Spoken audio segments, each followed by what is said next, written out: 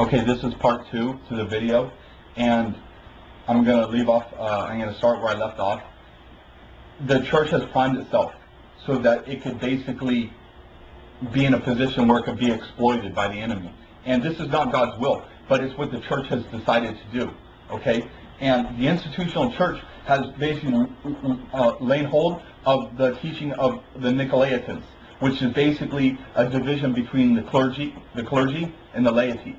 Basically a division between the pastors and the teachers and the deacons and the elders, and then all the other nobodies, you know, the ones that are supposed to pay tithes and, you know, support everybody else and do everything and, you know, go out and work and, you know, hold 40-hour-week jobs. And then these ones have all the authority and get all the money, and then these ones are burdened. And that's what the institutional church has basically become. It has. And you can get as mad as you want, and you could foam at the mouth, but that's between you and the Lord. The fact that this institutional church has allowed itself to become that is why they're so primed for this type of move. Now, here's the thing. I do believe that God still uses the institutional church, mostly because he's forced to. Okay? If you hold up a Bible and you preach Jesus, Jesus, Jesus, and people start to follow you, the Lord is going to be forced to use you, but perhaps as a vessel of dishonor. Right? A vessel of dishonor. But I found, and a lot of people know this, that many of the real Christians have already left the church and are currently still leaving the church. They're leaving it because they believe that that entire model and everything is built upon is hypocritical. They study the Bible for themselves. And they've read it and they said, you know what, that's not it. That's not it. But I don't want to get onto that tangent in this video because it's not the focus. The focus is, I truly believe that the whole preaching of another gospel has not only infiltrated the church, but it's that Trojan horse that is now ministering to higher ups in the church. And once they get these higher ups, that's what's going to trickle down on everybody, right? And now everybody's going to believe that you have to obey laws. That's the gospel. It'll be the gospel, the new gospel. You have to obey laws. You have to rest on the Sabbath. You have to do this. You know, you have to do that. And there's some people who believe that's what it means in the book of Daniel, that he will seek to change times and laws, the Antichrist. Because a lot of people believe the Antichrist is going to be a false Christian. Okay? And he's basically going to, and he may not actually be the Antichrist. The Antichrist might come from a place, but maybe the false prophet or what ends up supporting him, or the religion, one of his religion turncoats will be basically the false institutional church that has given itself over to another gospel. It's very possible because the Bible is very clear that there's a beast system, but there's also a religious system in the end. Okay? And I'm telling you that the religious system it might be affiliated with that changing of times and laws.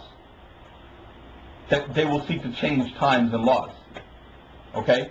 And a lot of this could attribute to the fact that you will be forced to obey Sabbath. You will be forced to do this. You will be forced to do that. You will be forced to obey all these laws. Get it, laws? Okay, that it's going to turn into complete legalism. Okay? Now you can't see the end of this because you haven't thought it through.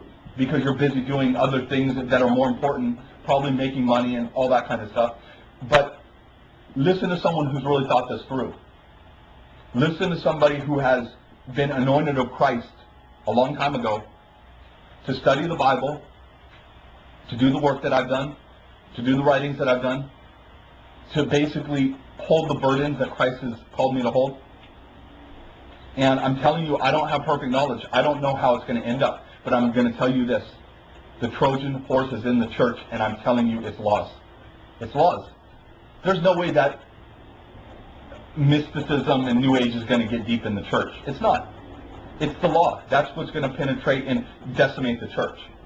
It's going to take everybody who's weak and who basically is given over to man, and it's going to just enslave them. And it's God's judgment.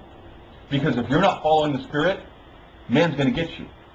And how is man going to get you via the church, the institutional church? It's going to be through this false gospel. It's going to be through the Hebrew roots, law-orientated. Hey, it's all about the law. We got to practice the law. And everybody who's put their faith in man is going to jump in that boat eventually. And everybody who puts their faith in the Spirit is going to leave it. You know, just like the book of Revelation talks about, you know, come out of that. Come out of that. I believe that there's a lot of different Babylons, and some of it's spiritual, some of it is physical, some of it is political. But I believe also that absolutely what's come in the church as a Trojan horse is completely the devil's plan, and I believe God's allowing it.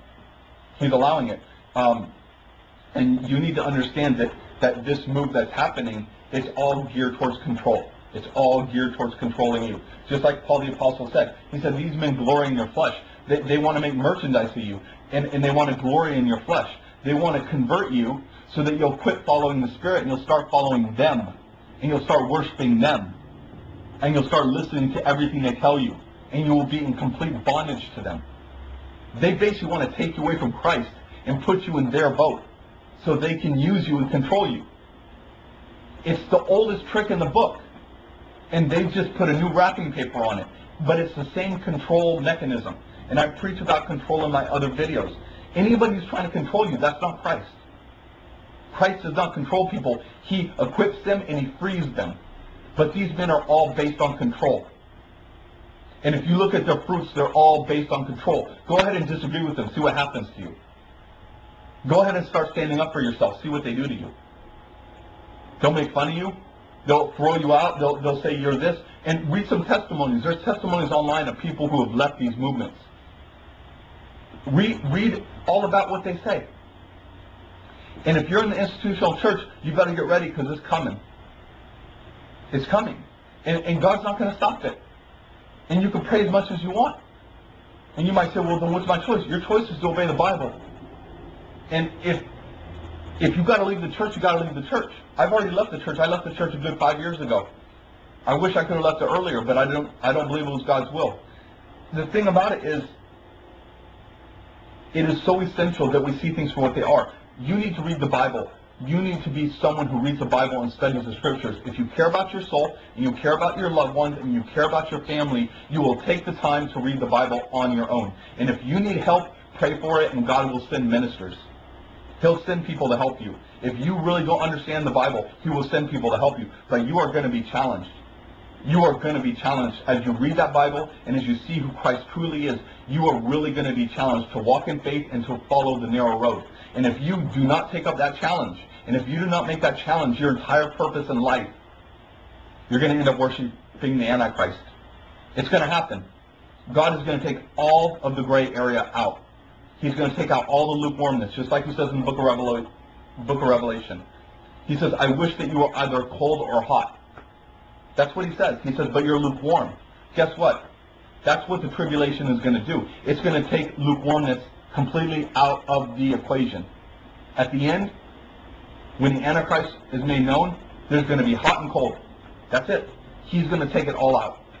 And if you do not get hot for following Christ and following His Spirit and obeying the Bible, your only alternative will be the Antichrist. And it will slowly begin with this law, Hebrew roots, all this kind of other gospel, you got to do this. That's how it's going to start. It might finish different, but that's how it's going to start. So once you see these things start to happen in the institutional church, that is your warning. You've been warned. Get out of that place. You are going to be indoctrinated.